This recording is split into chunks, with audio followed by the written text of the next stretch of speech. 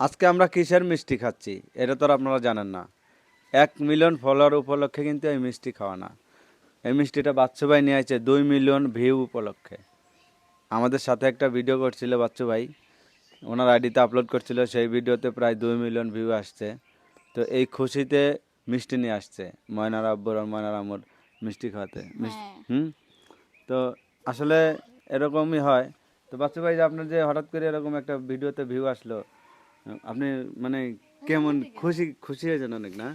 আমি যে এত খুশি হয়েছি যে ময়নার আব্বু এবং আম্মু আমার একটা ভিডিওতে বলছিল যে বাচ্চু ভাইয়ের ভিডিও দেখেন না কেন, আপনারা সবাই বাচ্চু ভাইয়ের ভিডিও দেখেন।